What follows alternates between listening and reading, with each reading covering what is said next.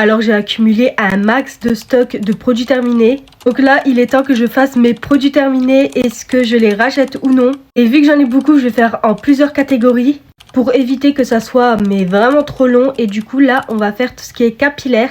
Dis-moi en commentaire si tu veux une autre partie. Du coup, on commence avec 3 produits de la même gamme. J'ai terminé l'après-shampoing, le shampoing et le masque. C'est de la gamme Air Food de chez Garnier à l'aloe vera. Je sais pas le dire. Honnêtement, si vous devrez acheter juste un produit, ça serait le masque. Franchement, le masque, il est génial. Il me sert littéralement à tout. Je m'en sers de masque sous la douche pour définir mes boucles naturelles ou quand je fais des tresses comme ça. Ça rend mes cheveux mais tellement beaux, tellement soyeux et super lumineux. Franchement, quand on regarde mes cheveux comme ça, ils sont super brillants. Moi, vraiment, mon seul problème capillaire, c'est les frisottis. Je sais pas comment m'en débarrasser, j'en ai 1 milliard. Si vous avez des conseils, franchement, ça serait la bienvenue. Mais en tout cas, ce masque, c'est sûr que je le rachète. Après-shampoing aussi est pas mal. Après, c'est pas un truc de fou, mais honnêtement, un après-shampoing, c'est un après-shampoing, quoi. En tout cas, à ce jour, j'ai jamais vu un après-shampoing faire un truc de fou sur mes cheveux, même des après-shampoings chers, etc. Franchement, ça va. Du coup, je le rachèterai quand même. En plus, un truc trop bien, c'est que l'odeur, elle reste de ouf. Déjà, ça sent super bon. En plus, ça reste de ouf. Et même quand vous transpirez un peu du crâne, moi, je voyais ça quand je faisais du sport, etc.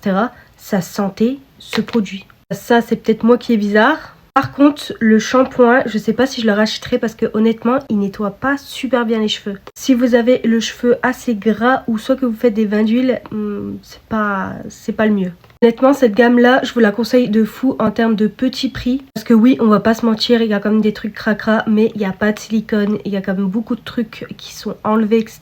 Donc, c'est une bonne alternative. Même s'il y a sans doute mieux, mais à quel prix, quoi. Ensuite, justement, pour les bains d'huile, j'ai terminé 2 petits flacons comme ça. Alors ce flacon-là, il est dégueulasse. Il a vécu un déménagement, etc. De base, ma soeur me l'avait donné, il était tout propre. Du coup, je pourrais pas vous dire c'est quoi la marque, etc. Mais c'est de l'huile de coco. Et franchement, je pense pas que c'est de l'huile de coco pure. Mais ça sentait trop bon. Et c'était super efficace. Parce que là, j'ai de l'huile de coco pure. Et ça n'a pas cette odeur-là. Mais ça sentait mais tellement bon. En vrai, ça sentait l'huile de coco, mais avec un truc en plus. Et franchement, je sais pas, c'était trop agréable. Du coup, comme je vous ai dit, de l'huile de coco, oui, j'en ai racheté. Mais celle-là, je l'ai pas rachetée parce que je ne sais pas c'est quoi la marque. Faudrait que je vois. J'arrive à décrypter. Celle-là, c'est la Nectar of Bio et c'est une huile capillaire à l'huile d'argan. En tout cas, moi, l'huile d'argan, je surkiffe. Là, c'était une huile capillaire, donc forcément, je l'ai laissée que sur mes cheveux, etc. Mais même l'huile d'argan pour le corps, etc. Mais c'est tellement bien. Et pareil, c'est ma soeur qui me l'a donnée. Donc, je connais pas forcément le prix, mais si c'est pas